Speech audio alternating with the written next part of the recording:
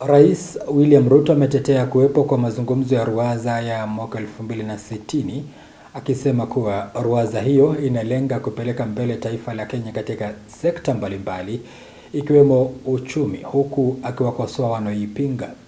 Aidha, waziri wa usalama wa ndani Kipchumba Murkomen amesema kuwa serikali imeanza kukabiliana na vitendo vya uhuni nchini. Naye kinara wa ODM Oburu Oginga amesema kuwa watamuunga mkono Rais William Ruto katika harakati ya kutafuta muhula wake wa pili. Mary Kyalo sasa anashuka na taarifa hiyo.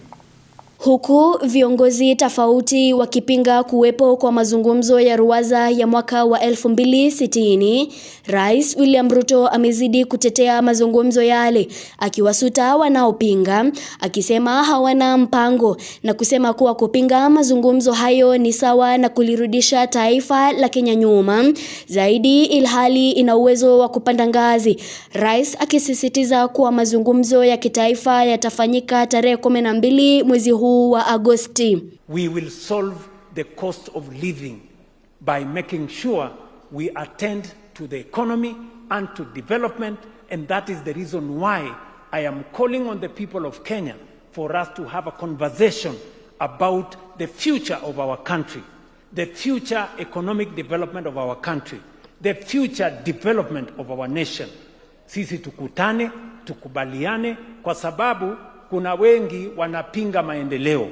Mimi nataka niwaulize, nyinyi mnaopinga maendeleo, nyinyi mnaopinga housing, nyinyi mnaopinga SHA, nyinyi mnaopinga ile model tuko naye ya kusomesha watoto wetu, mpango wenu ni gani?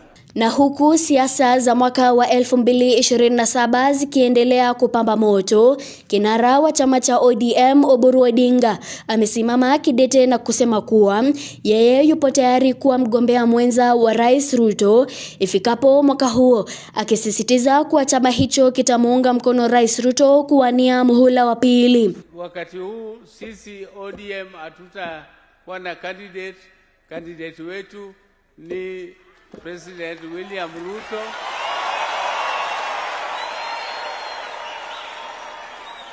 But all the other positions are negotiable. Particularly number 2. Don't you think I deserve to be number 2? Because that is what our concept. Can I not be number 2? Mimi nimetosha. Aidha, visa vya uhuni vikizidi kuripotiwa, waziri wa usalama wa ndani Kipchumba Murkomen ameweka wazi kuwa asasi za kiusalama zimepiga hatua katika kukomesha visa hivi na kuwa watazidi kukabiliana nao hata kuelekea mwaka wa uchaguzi mkuu, huku akitoa onyo kwa viongozi wanaoeneza matamshi ya chuki. The National Police Service led by the Inspector General who's here have moved strongly to ensure that we are fighting all cases of goonism.